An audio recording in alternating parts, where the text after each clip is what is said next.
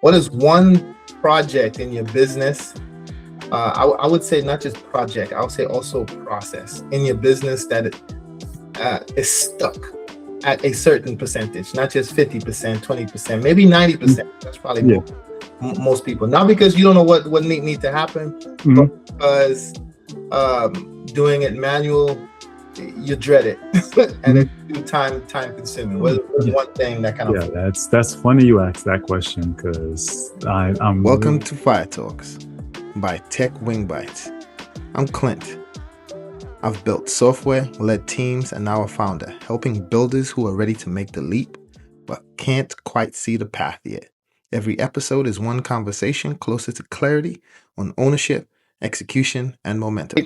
AI and automation, unlocking projects, unlocking stuck projects with tools you already have. I like to say tools you already use. I want to focus on looking at because there's a ton of AI tools. Every time I open up TikTok now, everyone has it. You heard about Claude and how people is going crazy using Claude, even with all of the risks, right? Claudebot, Claudebot, Claude, whatever it is, it's called now with its new religion and the whole. they had to change the name. That's right. Yeah. So everyone chases the shiny projects, the shiny tools, right? Like even when I was an engineer, like TypeScript first came out and the architects wanted to jump on it, and the business was like, hold on, no, we need to use what we need to use, Right. That idea of it's brand new, let me go use it. And I think in 2026 we need to change our mindset about chasing the shiny thing. Look at the shiny thing, understand the shiny thing, and then figure out how you can implement the shiny thing. But you probably already using some tools. For me, I am using Google Workspace. So seeing the Workspace Studio, I'm like, oh, that's something I already use, versus trying to go use Zapier. In this case, Zapier is like the top standard for automation. Some will argue about if this then that. Have you used that guy before? Oh, if then IFT. IFT. I remember them from. I used them back in. Oh my god! Yeah, it had to be like the iPhone version, like iPhone 4, something like that. Yeah, when I was using that, I was using it to actually kind of like automate some things. Yeah, and then I forget what came in its place, but then I just stopped using it after a while. I tell you, Samsung came out with Samsung SmartThings because the Internet of Things was the big push. So SmartThings came out, and then what was that thing? I have it upstairs. It's off now. Dang, I forgot what is that called. But is this hub Blink Hub? Blink. Yeah, Blink is Amazon's joint, right?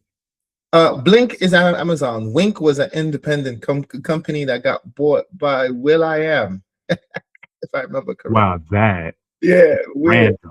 So you get this hub, and then you can connect light bulbs and door, Zigbee, Bluetooth and all this shit. You can connect cameras to it. You have like a door motion sensor, and you can pretty much use Internet of Things to control your whole house. And then the way that if this then that came in, it's like, hey, if my door is open, then do this and send me an email. If this and that, and I was like, all right, cool. So I was using on that, and then if this then that was like, you gotta pay me.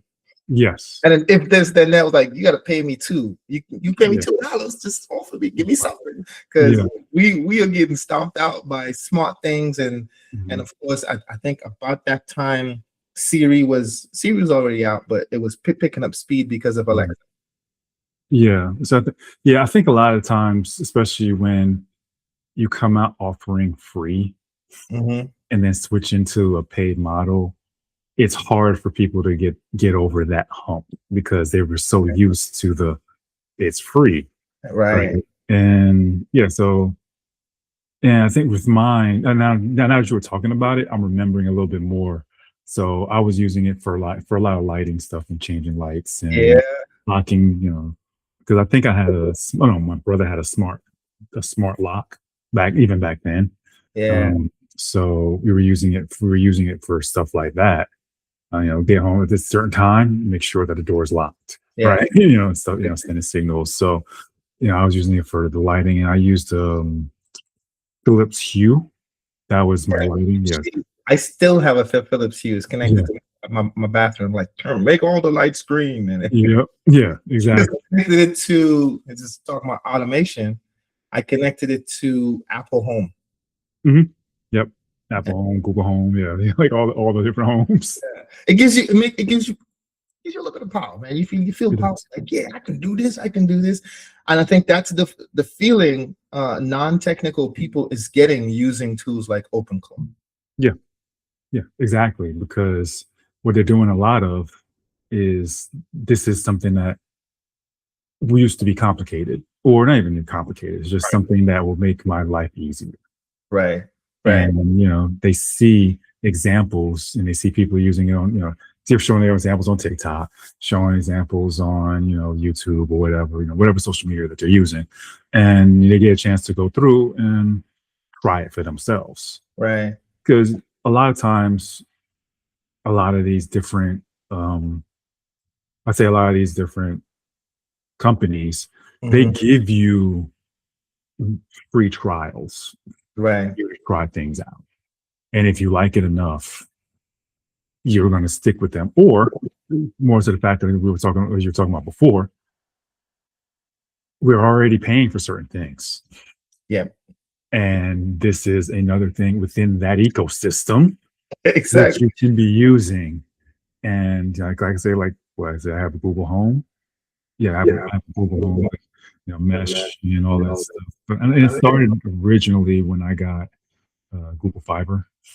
Yeah. That's when it started for me, because I wanted the speed. But then I moved out where Google Fiber isn't. So I still kept a lot of those same like meshes and things like that. You make me want to ask a question, right? Because all of these tools seems to, one, they already got you, right? At some price point. And then here's someone saying, hey, I'm about to close the gap and create this tool that you need to connect everything. Hence what Zapier does, right? But like the Wink and the Internet of Things and all the tools that comes along with it. And they're in this bubble, and it's like, hey, I can connect you. I'm the glue. I'm gonna connect everything. And then Google and Apple and LG, they're like, well, since you're already paying me, you already have my product. I'm going to go ahead and take that feature and put it inside. You're going to pay anything else. You're already here. You're already here. So since like almost all of them have it, do you think that it comes down to a brand when selecting tools? Because I use a lot of Google, but I also do use a lot of Apple. Yeah. So there's a lot, I think, that goes with that, because yes, their brand name and brand recognition carries a lot more weight than people actually are willing to admit. I like I said, I have a Google Home, but it started because I got Google Fiber, because it started with I wanted that super fast speed, and nothing else at the time was giving that speed in my area. Right. So I started down that rabbit hole. I was like, okay, well, let me connect different parts in the house. I need to extend. I had to extend my wireless because certain parts of the house, it was getting really slow. So exactly, I was already in Google. They already they're offering this tool. I started using it. And so there's a lot to be said for that. But at the same time, there are times where I would say I would use something else as long as it worked with the other things. What you're paying for isn't just brand. You're paying for efficiency. We know, we know this is going to work with the stuff I already have. If there's something else better that works just as well, then go by all means. I mean, I would still use it. There used to be a Wi-Fi extender that I used to use, and what ended up happening was it just stopped working. Like it started dropping a lot. So I don't know what happened behind the scenes. I wasn't going in. I wasn't going to go in and exactly because we're talking about efficiency, right? Like I would go in and check and see, is it working? Yeah, no. This is not. I might do a little bit digging to figure out why. Yeah. But I only have so much time in the day, in the week, in the month to go on and go down a deep dive to figure out why this isn't working. When now I'm giving another option to that will work and seamlessly. So yeah, there's a trade-off. It's comfort too, right? Yeah. Like when you said router, you made me realize something. So for a long time, I didn't really pick brand. I was brand eccentric. I was like, whatever. I just whatever TV, monitor, motherboard, doesn't matter. Just as long as it work, I'll piece it together. But then I realized over time, I started to pick the same things, and this was kind of a subconscious action. One day I looked around and realized all the TVs in my house is LG, including my washing machine. I was like, huh, how did that happen? Yeah.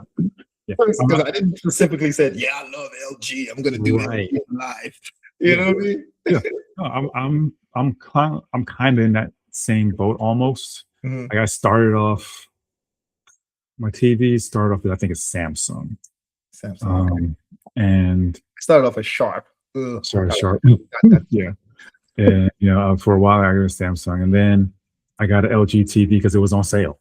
Right. I got LG TV, and then there's another LG that's on sale. And I was like, oh, okay, let me try this, and it was working. It's working fine. Yeah, it's working fine. I did have to end up getting a Fire TV at one point, one of the Fire Stick at one point, because there's certain things that LG doesn't have. Number one being the NBA app, which is such a weird thing. But it's okay. Like you have to basically mirror. Like I have it on my phone, so I can mirror my phone's stream and broadcast to the TV. Nice. So I have a workaround, but my Fire TV has the NBA app native, so my Fire Stick I can just plug it out and plug it in wherever I need it, and I can use it there too. So tell me you have a Chrome, what's that thing called? Is it Chromecast? Chromecast. Yeah, yes, I have a Chromecast. And that was just because, again, early on there was a lot of times where I had something on my laptop I needed to display on my screen, and just to have more real estate to see. So it basically doubled as my monitor. Right. And obviously there were times where you want to show something, and instead of just having it on your laptop, you can just stream it. Like I had a Plex media I remember that for a minute. Yeah, like I had that for a minute. Like so I can have all my stuff that I downloaded, all my stuff on a hard drive. I could it's a server, so I could just play. Open source to that. MB it was called. Which one? It's just like Plex. Yeah. But it's called MB. So Plex was the paid version, right? Yeah. You sign up with that, blah blah blah. MB was the open source version. So it's exactly Plex. Okay. But it's open source, and you install set it up. Yeah, I remember doing that. And then like casting on all the TVs or And it's funny because Plex wasn't always paid. Like Plex was free at a time too. That's how I started on it with them. And then they started, again. That also brings up another thing, because you said this earlier, and I, while you were talking, I was thinking about it. When a company or a service offer you something for free, some of them is upfront, and you already know it's a freemium, right? Right. Level, whatnot. But some of them comes out 100% free. Right. Yeah. And then you're like, okay, you're using it, and then you get glued, and then they add tiers, right? And then you thinking, okay, maybe I might be grandfathered in, and then they're like, nah, you got to pay our tiers. They're like, yo, you used all of my activity to train your system, and you ain't gonna hook me up a little bit, right? Like that has happened to me a couple of times. Actually, right now I have an iPhone app, and it's called Granola. Granola. What Granola does, it allows you, it's a transcripting service. So right now we're on Google, and I'm recording this, and it's also transcribing, transcripts, whatever, right? But that's just because we're both remote, right? If we were in person, then what is the tool that you use to record and transcribe the conversation and gives you summaries and bullet points the same way Google Gemini would do? Well, that's Granola, right? Oh, okay. So yeah, I'm gonna look that up real quick, because that sounds like real cool. If you were and you can't use a Gmail, you got to use a company account, so whatever your domain is. So I thought it was really cool. So if you and I sitting in person, I can just turn that on. It's gonna record us. They even sent me a message the other day that's like, "Hey, is it okay? Like, you still using our service?" I was like, "Yeah." And I was like, "But I'm a little concerned about my data." And it's like, "Don't worry. After we record you, we use it to do the transcript, and then we delete it. We delete the audio." So okay, that's cool. And then they provide a nice little summary that you can keep track of. And I can even send you a personal link to that transcript, because we weren't perfect. Send you the link, and then you got it. Oh, nice. Pretty interesting stuff, huh? Yeah, no, I like that, because that's the other thing. Sometimes you're going through and the transcription on, because you have a couple places where you can get transcription, and I was doing CapCut for some of this video editing, and they have some transcription too. But I noticed there was a couple things that, and I guess not all transcribing apps are going to be accurate, but I found that I have to correct a couple things more than I would like. Right. Yes. I almost feel like at some points that's more of how they actually understand inflection and how they understand the voice and what you're saying, because I get to the point where I get a little suspicious when something doesn't work out the box or the way I like it. Why is that? Why is this not picking up? I forget what word it was I was saying, and I said it multiple times, and it just didn't understand. And I was like, I said it clearly, and I hear it, but it was just not understanding it. So yeah, I don't know. Yeah, so I don't know. Like, I think some of that's on how it was trained. Yeah, I think so. But it makes me wonder too sometimes on people's accents, right? Because some people can speak with their accent and it is just fine. And if I'm speaking with, I'll probably have an accent, but I'm trying to announce my words. Right. You're still not getting it. Like I said stall, and it put stall. Yeah. What? Yeah. What? And stall. Right. Stall. Yeah. Yeah. Stall. Yeah. Like, no, stall. Yeah. Yeah. Something like that. Yeah, I forget what word it was at the time, but yeah, it was something real similar to that. Yeah. And it just kept getting it wrong. Right. I know what I'm saying, and I know I'm saying it properly or correctly or whatever you want to say, but it just wasn't doing it. So yeah. Yeah, that's the technology for you. Sometimes it works and sometimes it doesn't, So let's dive into projects, right? So I'll tell you about Zapier. So it's I think there's a lot of people that have projects that they start, and in 2026 and beyond, I think you're going to find a lot more people joining or creating apps. Whether they're technical or non-technical, I think that is just going to spike. Everybody's like, "Hey, I can build an app myself. I'm just going to go." And what's going to happen is you're going to find a lot of stuck projects or half-finished projects, and that's going to come down to a point, I think, where it's a knowledge and time thing. You find the knowledge because you can ask AI, but you don't have time to read and understand, and then also implement, right? That's where we come in, by the way.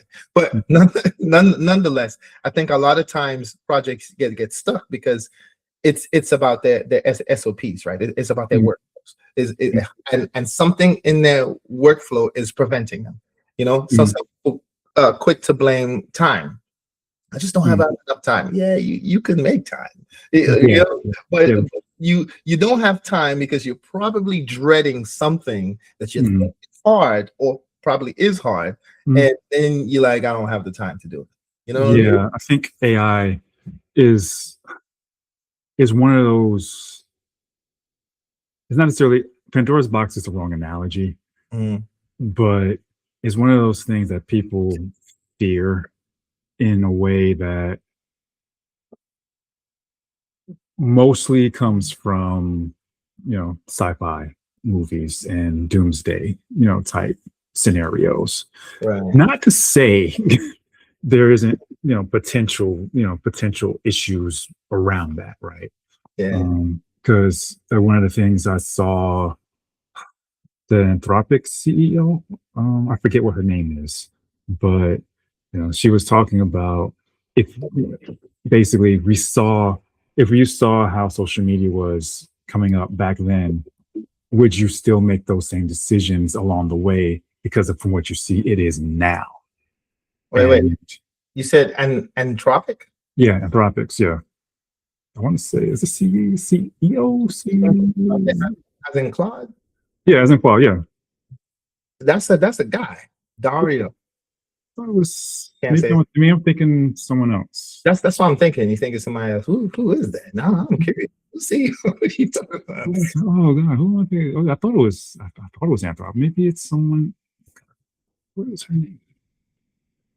I'll have to go back and look. But tell me what she was saying again. Sorry, I got distracted. Yeah. Oh, president. Sorry, president. It's the president of co-founder of Anthropic. No, so not CEO, president. But so that's his wife. Which is his wife. Yeah, which is his wife. Yeah. So okay. Okay. So she was saying she was basically saying that if you look at how social media is now, right, and all the social media companies that were back, like 15 years ago coming up, and they saw and could predict what social media became, would they still make some of those same choices as you go along?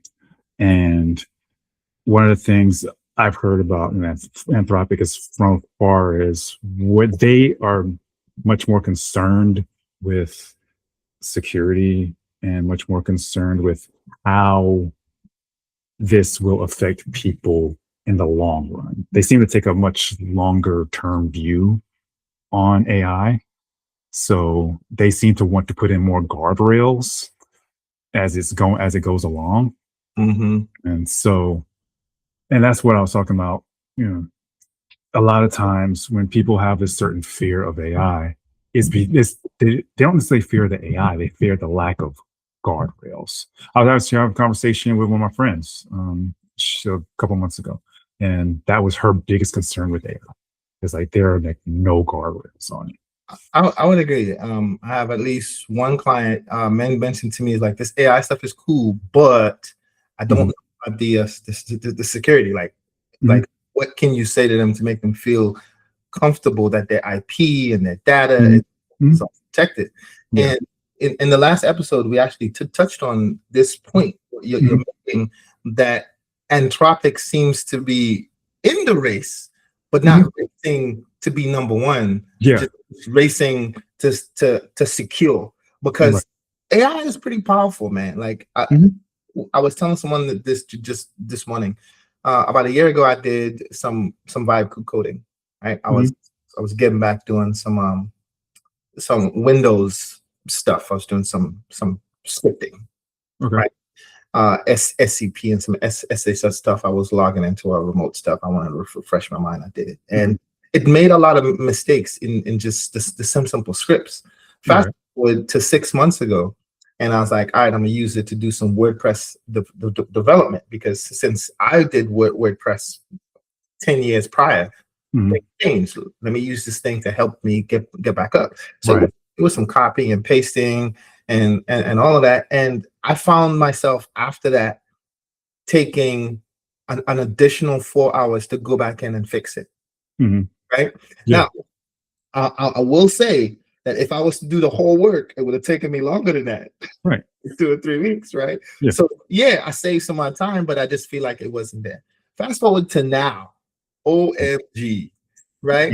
And it's like it can code stuff up fast. Like I have I'm telling Claude to like go and find a feature and I'm calling them on the crap, like the bullshit, where I would be like, okay, it didn't do it right, I'll go fix it. I literally say, hey, you didn't do it right, and this is how you should fix it, and go scan and go check it, and it's doing that. And with this new version, Opus 4.6, yeah, right? So with people like Anthropic, OpenAI, Microsoft, whoever else has these massive models, I think they have a responsibility that you would think. It almost seems like they're ignoring, right? Anthropic seems to be coming out front and saying, yeah, I'm giving you power, but here's some guardrails to protect yourself. And then somebody is like, crap, I'm gonna drop open claw. Which make me wonder, is this a coup against Claude? There's no, you can't be yet. You may not be wrong. So there's so much money being pushed into AI. So, I mean, we're talking at this point trillions of dollars, right? From different sources, obviously, being pushed into AI. And a lot of these companies are not making money, and they don't expect to make money for probably a decade at least. Right. Well, that's Anthropic takes, I think. But I think the guy says, the CEO, what's his name? Anthropic? I just looked it up. I think it's Dario, I think is his name. Yes. I've lost my mouse. Where the hell is my mouse? Your what? I got too many screens. I can't find my mouse. Oh, yeah. I do that too. I hope it's not dead. It might be dead. Oh, this is not good. All right. So that guy saying that what he was trying to do is when he project the investment that he is projected in closer the near future, like 2027, to actually start to make a profit, whereas the other big companies are not.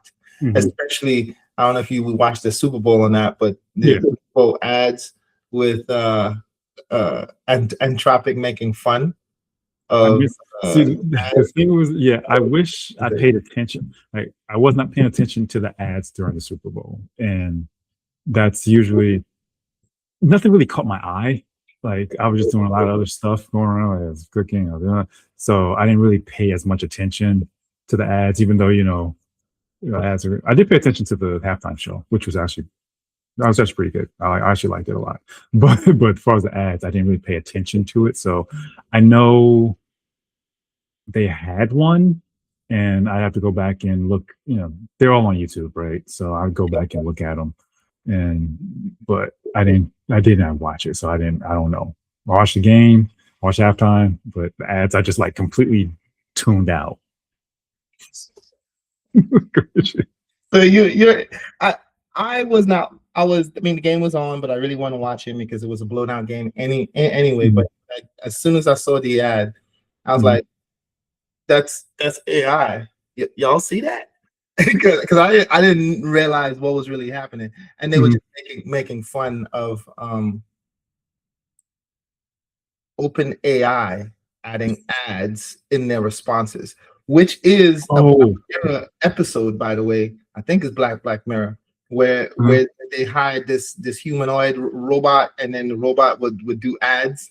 I think it's something weird, like this guy lost his partner. And then they put her consciousness or whatever AI in her, and then he had her in the house, and then she was good, and then she would start doing ads. They were like, stuff like, you got to get this because it's good for you. And he's like, what the hell's going on? Wow. When maybe I'm getting the episodes mixed up, but I remember this was the storyline that they went back to the company. They was like, oh yeah, that's because you're on this version. Right. Yeah. Yeah. You didn't pay full price. so you got to subsidize it with some ads. Like, yo, that was supposed to be a fictional story, and now it's like it's coming. I heard. Hey, what's up? I'm Clint. Thank you for hanging out with me on this one. If you're listening or watching this cut, the full episode is on techwingman.substack.com. Go subscribe. It's worth it. And if you're already a paid member, you're good. Keep watching. Either way, I'd love to hear your thoughts. I actually read that stuff. All right, back to the episode. Hey. I heard about AI doing ads but I didn't really pay much attention to it at the time. But I mean, fortunately, it makes sense because they're not making money. Like, again, right. they're not in it for profit yet. And at some point they have to, money's funneling in, but they have to at some point show that they're going to be profitable somehow. Yeah. And unfortunately, with especially social media, social media is shown that way, right? Where they put in ads. I mean, Google search, actually all the search engines now, right? They put sponsored ads in it. It's, advertising companies will pay premium dollar if they know they have eyes on it. If you get eyes on it, they're going to pay to get those eyes on it. So right. So we know the good reasons why we should be using AI anyway. As far as to stay on top of things, and that all the advertising dollars is really just to force you to go out after these big tools. And I think if you're already using those big tools, it's important to focus in on the feature that you use a lot and accepting features that allow you to get your work done. Yes. Right? So one of the popular ones, I think I mentioned to you before, is Zapier, and Zapier is an automation tool. You go in there, you create these things called Zaps, and they just connectors, right? So you have your Google. I mean, you can do this without Zapier, but back in the day, you couldn't, right? Where you would say, hey, here's a lead form. Take the values from these lead form, put it inside of this Google sheet. When you finish with this Google sheet, based on this, trigger another Zap. Also send it to Zapier. And while you at it, not Zapier, CRM. And while you at it, go ahead and email the customer and the sales manager, right? So you can create that workflow within. Within it. Now you can sign up. Like, Zapier is not paying me. I'm just remembering the fee. But you can sign up for like the free tier, and then they charge by transactions. And then when AI took off, because the biggest thing is, how do I find someone to help me create a Zap who will sit there and do field mappings and connecting everything nicely? That was a thing. But now Zapier included AI, and it's like, hey, this is what I need to create it. And some of the typical things, this is what we started about earlier about if this, then that. If this, then that allowed you to say, when I got this email from these people, then go do this. Right. And then that feature got added inside of Google and Outlook, right? So this is the same thing that happens to Zapier. So some of those generics is now part of the standard default templates. Hey, you want to use a default template? It already exists.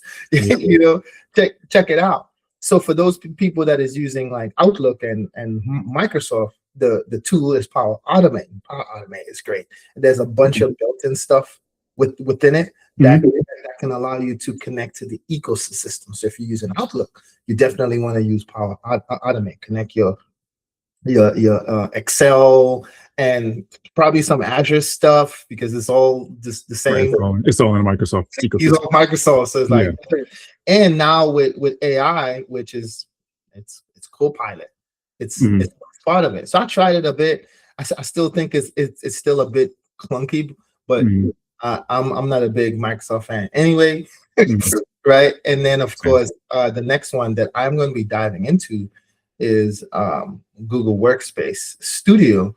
One of my clients asked, is like, hey, I'm getting tired of Outlook. I don't like what it looks like. I'm ready to move over to Google Workspace. Are you going to look at it? I looked at it and I was like, we need Power Automate. We don't have nothing like that. Okay. And then Google, and then like about a week ago, I was like, what's this button? What's this Workspace here? So I wanted to show you, but my mouse is dead.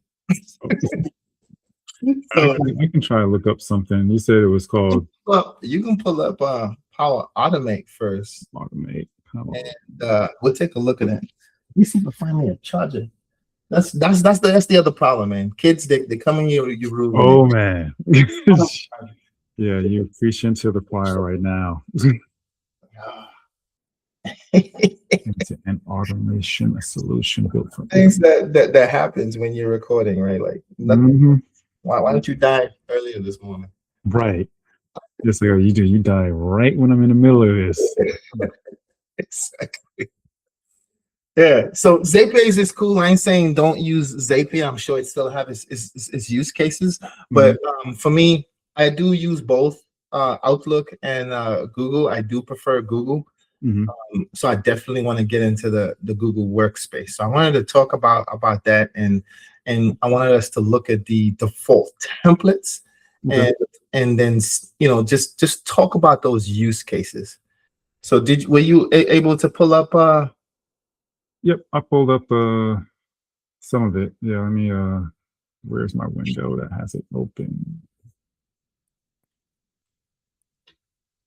Zapier versus Power Automate, which is best, but it's from Zapier's blog. Right. See if I can get over here. Take a little 2 minutes. All right, here we go. Yeah. So yeah, what do they say? Let's see. I can get to with all things, like with blogs, they have to go through their kind of like explanation of things, and they talk about pricing. Yeah, so they start with Power Automate is a Microsoft thing. Zapier's has a lot of 8,000. Not just the Microsoft ecosystem, right? Right. Where Zapier is for automates for everyone, whereas Power Automate is built for IT teams. Zapier gets to ROI faster with minimal training. Power Automate has RPA and process mining, complete AI orchestration, straightforward pricing. Complete AI orchestration. That's totally new. Yeah. Yeah. Are you familiar with RPAs? I am not. So that's why I was looking. I was like, it's robotic process automation. It's pretty much just like the make.com. You have these nodes, and so pretty much it's managing your workflow, but it's a robot that's managing the workflow for you. And for each node, you can actually go in and edit it. Okay. There's a lot of tools that actually does that. Okay. Google Opal is actually one of those, but that one is like a AI orchestration. Let's see. Zapier's cost. This Power Automate Premium. Then if you have certain unattended RPAs, another $150 per month. Okay. So pricing. Robots is that you don't have to, like it's autonomous. Hence, you're completely autonomous. Okay. Yeah. And those are usually hard to build. So the whole AI orchestration approach is like, hey, it can be done for you, and you just get your data. But again, overly technical people like myself is like, what's the security behind it? Right. Yeah. So it seems like Power Automate is definitely strictly it's within the Microsoft ecosystem. So if you're working with Microsoft, it makes sense to go with that. But if you're going outside of that, then obviously it becomes what tool can I use that So here it is, AI-powered automation makes simple. All right. Right? Simple step. Boom, boom, boom. These are generic tasks, right? I think this is powerful. See, if you watch those videos, it's not. Oh, here it is. This is what I wanted to show you. This is the default templates. Let's just click the whole thing. Hold on. Yeah, let's click the whole thing. Daily summary of unread emails. Yeah, I haven't created anything else. I said I just saw it, but this is cool because before we just had automations going from API to API is what we did at developers. We just making the integration happen right behind the scene and smooth, right? But here you can see that they're using Gemini as part of that workflow. And these are the types of workflow that people need when they're building or orchestrating their app or their processes, improving their processes. So especially if you're already within the ecosystem, I think this is definitely the way to go. So look at this. This is already pre-built. All I gotta do is turn it on. I'm like, nah, I don't know yet. I don't want to get notifications that I'm not ready for yet, which is why I haven't turned it on. But I definitely see myself using this more than a lot of things. Oh, it looks like your window got stuck on. Looks like it's just showing start emails for follow up, sending email summaries. Curious about Google Workspace Studio. It opened a new window, and I didn't show you this. This is what I was saying. The daily email. Okay. Yeah. The labels, follow up, these better meeting chats, like all pre-built. Right. So I definitely go in and start to use some of these, but this is what I'm showing you here. Like, look, the Gemini is part of this workflow. Google Task, which I do use, but not often because it's not robust enough. But as you can see, auto create tasks. So so if you within this system, if you do use Google Workspace, then this is giving me some ideas. Exactly. That's why I thought it was really powerful. Again, Power Automate is great for Outlook. Right. Google Workspace is great for Google, and maybe Zapier is that they cover everything. But I think before you graduate to like Zapier or any other tool like that, and they then make one of those, this is it.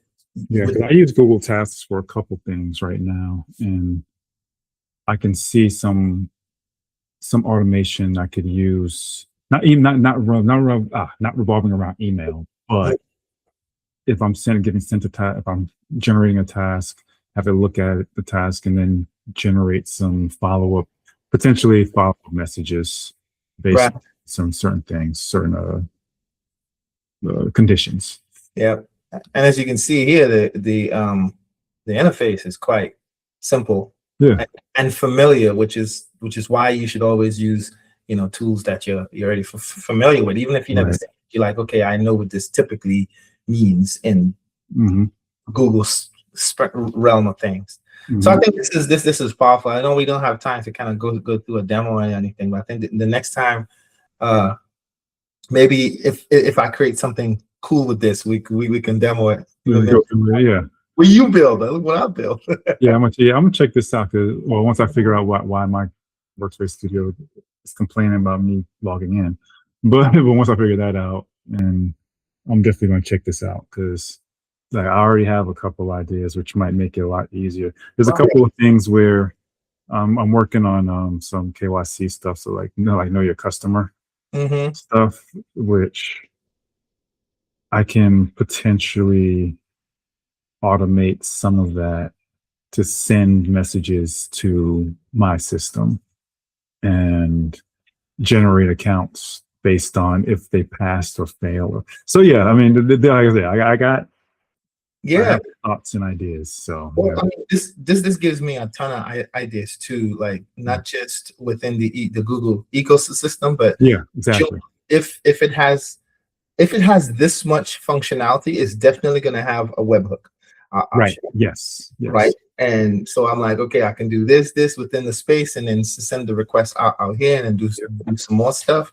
So definitely giving me some ideas too. Not only that, now Gemini is kind of installed on the browser as a whole, so it can see of the tabs now versus how it was before. You had to log in to use it, which means you can go to any website and you can use Gemini. You can use Gemini and say, hey, what am I looking at? What should I search for? And blah, blah, blah. Which app? As long as you're on Chrome. Well, as long as you want, well, or let me make sure I was saying that because I saw something the other day that made me question that. I think it's on my laptop. I guess they might have plugins. I mean, actually, let me check. I'm using a Chromium style browser, so let's see. So it probably doesn't come default on this one, but yeah, it might do that eventually because Claude can do that. So I wouldn't see why Gemini would not want to put themselves in that space, which also means I have to explore anti-gravity as well to see what that's about. But let me ask you while you're looking at that, let's ask this question here. This question I prepared. What is one project in your business? I would say not just project, I would say also process in your business that is stuck at a certain percentage, not just 50%, 20%, maybe 90%. That's probably most people. Not because you don't know what need to happen, but because doing it manual, you dread it, and it's too time consuming. What's one thing that kind of that's funny you asked that question because I'm really at this point right now where I have to go ahead and research it in order to move forward. And part of what I was talking about, I know your customer like verification. Right. So part of it's choosing the right partner to do it, right? Now I've narrowed it down to a couple, but a lot of what I'm doing is about speed and trust. Yeah.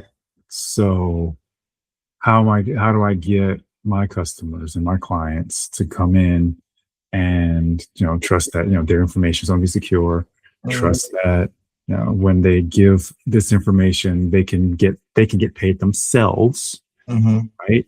So without a lot of hoops to jump through. So I've been looking at this one company called Did It.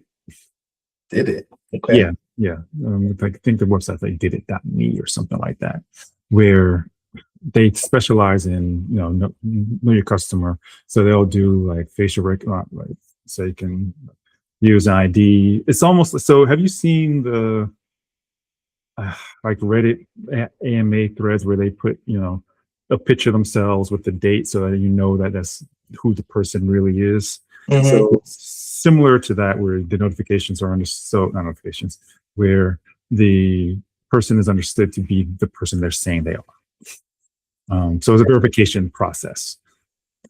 I'm thinking of implementing a verification process that's not just you type in this and you wait and you go through modernizing it, right? And that's why I'm looking at this Did It, where they allow for kind of like some facial recognition as well. They allow for scanning IDs, but that gets a little trickier because the ID and then your face left to right.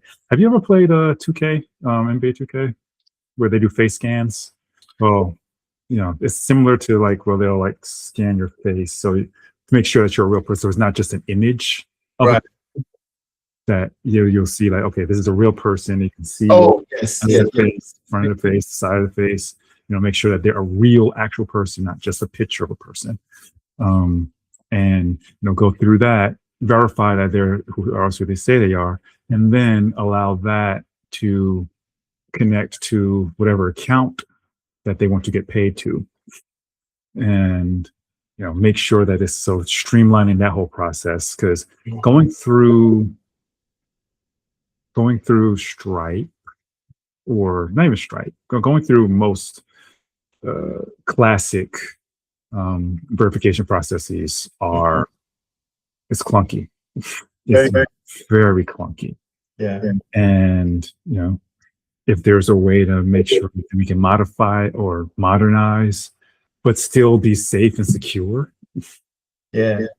That's something that I'm really looking into. So that's the project that I'm stuck in because part of it is so brand new, but also some of it is also such a burden because you have to get this part right. Yeah, it's important. Right. You have to get it right. You're not going to you can't make mistakes with people's, identity. So a lot of the process is me, going through trying to make sure that companies that I'm going to be using, one, they're reputable. Yeah. The companies, the information is coming from a reputable source that is verified, truly and honestly verified. And, so yes, there's some things that I'm dreading. And assuming you're going to use AI and AI and oh yes, yeah, it has to speed up to make the process fast, to make the process to also some of that coding is probably going to end up being AI just because there's a lot that we have to do. There's so much that we have to do it. If y'all want to get it out within the next 2 or 3 months, some of that's going to be AI. It just has to be. Yeah, that makes sense, man. I know we out of time, but I want to dive into that the next time. I want to see how it's going, because I'll tell you what comes to the top of my mind instantly. Right. When it comes to verifying people, it's important. The whole point is, like you were saying, is to make sure that I'm dealing with a real person. That person is responsible enough that when I'm sharing, sensitive information that is secure and financial, blah blah blah blah. All that makes sense. And a lot of times, a lot of these platforms, they'll use similar workflows to try to verify that this person is legit on LinkedIn because their account got hacked or whatever. Right. That's a whole another question. Why is accounts still getting hacked in LinkedIn in 2025, 26? That's just weird. But the part that I want to zoom in on is because people is using things like OpenClaw or just Big Bubble, using AI to automate their life. Right? If maybe they go through the initial verification process, so it's not verifying that this person is real, it's verifying the responsible party. Right? Because what we've been doing before is verifying the person, so we know that person is doing it. But if that person employs AI to do it, right? How does that work? Right? How does that work? And so I guess part of that does become facial recognition, right? Things that are a little bit harder to make. I won't say fake, but it's harder for a person to go through and make AI do it for them, right? Because in order for them to do that, they have to go through and create a 3D model, which and create a 3D model to the level that will pass facial recognition, which I don't know how far along we are for that. But that's a whole nother topic, man. I think we dive into that because that's related to another topic that's been on the top of my mind, which is keys, security keys, API keys, or how good are those in encryption today? Because why are people still getting hacked? You know what I'm saying? Still gonna have to. I'm gonna say this: the way we do it now is gonna have to change relatively soon. I agree. And that's not even on the level of quantum computing. Yeah. Because I look at quantum computing as a way of, it's going to speed up things so much once it happens. Yeah. That obviously any encryptions that we use now are it'll be basically like putting a paper bag in front of your door and calling it secure. Right. Yeah. And with the door being wide open. Right. Agreed. All right, stick around for like a second, man.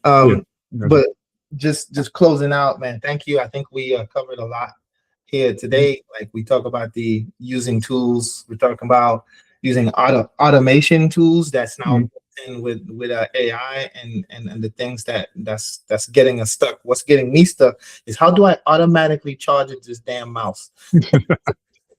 I need a solution for that.